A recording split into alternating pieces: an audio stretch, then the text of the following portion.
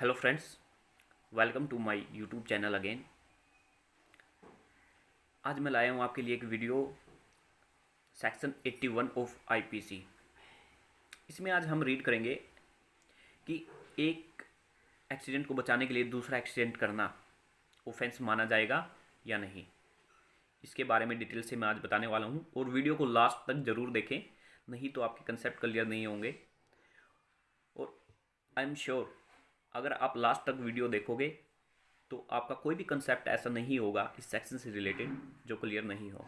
तो please watch the video start to end. Thank you. Section 81 of IPC, act likely to cause harm but done without criminal intention and to prevent other harm. तो चलिए देखते हैं ये section क्या कहता है।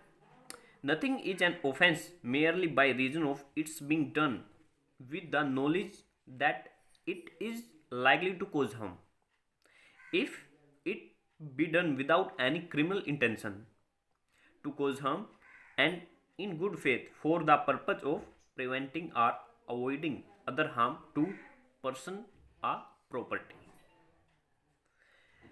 तो सेक्शन 81 आईपीसी कहता है act likely to cause harm, कोई ऐसा एक्ट जिसमें किसी को चोट लगने का खतरा हो but done without criminal intention, but वो कार्य हुआ है विदाउट क्रिमिनल इंटेंशन के, and to prevent other harm, कोई दूसरे खतरे को बचाने के लिए, किसी दूसरे को चोट लगने से बचाने के लिए ये एक्ट हुआ है। Nothing is an offence merely be reason of its being done with the knowledge that it is likely to cause harm if it be done without any criminal intention to cause harm and in good faith for the purpose of preventing or avoiding other harm to person or property। अगर कोई accident होता है, कोई ऐसा कार्य होता है जिससे किसी को चोट लगने का खतरा होता है और वो एक्सीडेंट जो हुआ है किसी दूसरे एक्सीडेंट को बचाने के लिए हुआ है। अब मान लो कोई ड्राइव कर रहा था, आगे कोई बच्चा आ गया तो उसको बचाने के लिए उसने अपनी राइट साइड गाड़ी को घुमा दिया। वहाँ पर एक पर्सन खड़ा था जिसको उसकी वजह से चोट लग गई, वहाँ पर उसका एक्सीडेंट हो गया, तो वहाँ पर हम उसको ऑफेंस नहीं मानेंगे। ये एक्सीडेंट है, एक एक्सीडेंट को बचाने के लिए दूसरा एक्सीडेंट हो गया है यहाँ पर बच्चे को बचाने के लिए। अब यही इसकी हेडिंग में दिया गया है, आप एक बार दोबारा रीड करिए। Act likely to cause harm but done without criminal intent, उसकी कोई क्रिमिनल इंटेंशन नहीं थी, and to prevent other harm, दूसरे खतरे को बचाने के लिए उससे ऐसा हुआ है। तो यहाँ पर हम इसको एक्सीडेंट बोलेंगे, इसको ऑफेंस। अब यहाँ पर एक क्वेश्चन राइज होता है, explanation. It is a question of a fact in such A case whether the harm to be prevented or avoided was of such a nature and so imminent as to justify or excuse the risk of doing the act with the knowledge that it was likely to cause harm। तो इस explanation में ये कहा गया कि यहाँ पर एक क्वेश्चन रेज होता है, वो है कि जिस पर्सन से एक्सीडेंट हुआ है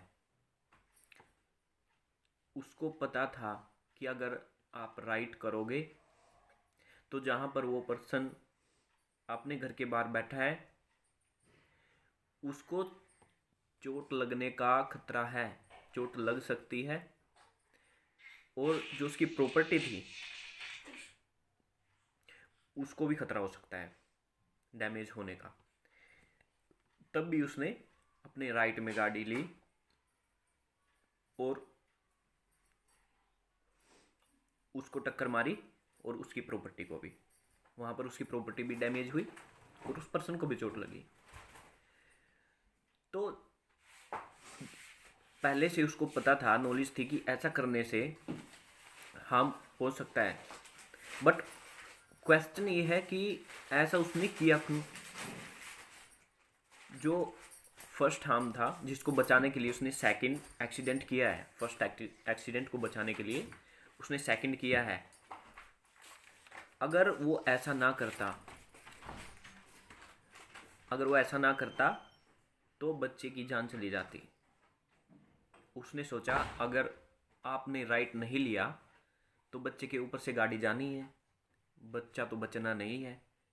बट अगर राइट लेगा तो थोड़ी बहुत चोट लग जाएगी और प्रॉपर्टी डैमेज होगी।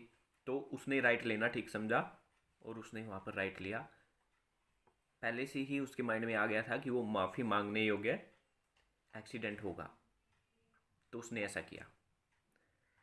जहाँ पर खतरा बड़ा लगे, बड़े खतरे को टालने के लिए छोटा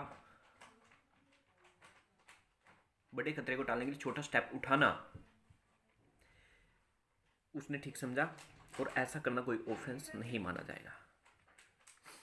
अब एक illustrations the captain of a steam vessel suddenly and without any fault or negligence on his part find himself in such a position that before he can stop his vessel he must inevitably run down a boat B with 20 or 30 passengers on board unless he change the course of his vessel, and that by changing his course he must incur risk of running down a boat C with only 2 passengers on board, which he may possibly clear here if A alter his course without any intention to run down the boat C and in good faith for the purpose of avoiding the danger to the passengers in the boat B, he is not guilty of an offense. Though he may run down the boat C by doing an act which he knew was likely to cause that effect, if it be found as a matter of fact that the danger which he intended to avoid was such as to excuse him in incurring the risk of running down the boat C. तो इस example में बताया गया है 2 boat है और एक vessel है, पानी का जहाज। ए जो है वैसल को ऑपरेट कर रहा है और एक बोट है बी जिसमें 20 से 30 पैसेंजर जो हैं सफ़र कर रहे हैं, और एक बोट जिसको सी ऑपरेट कर रहा है उसमें 2 पैसेंजर्स हैं। तो ए वैसल को चलाते चलाते विदाउट एनी फॉल्ट और नेग्लिजेंस के देखता है कि आगे जो बी बोट है, अगर आप वैसल को रोकोगे तब तक बोट वैसल के नीचे आ चुकी होगी, और अगर वो अपनी दिशा बदलता है तो उधर एक बोट है सी जिसको ऑपरेट कर रहा है, उसमें 2 पैसेंजर हैं, तो उनको हार्म पहुंचेगा। तो उसको पता था कि अगर आप सी की तरफ दिशा बदलोगे तो सी जो बोट है उसमें 2 पैसेंजर बैठे हैं, उनको हार्म पहुंचेगा। बट बी वाली बोट को और पैसेंजर्स को बचाने के लिए उसने सी की तरफ अपनी दिशा बदली। तो ऐसा करना कोई ऑफेंस नहीं माना जाएगा।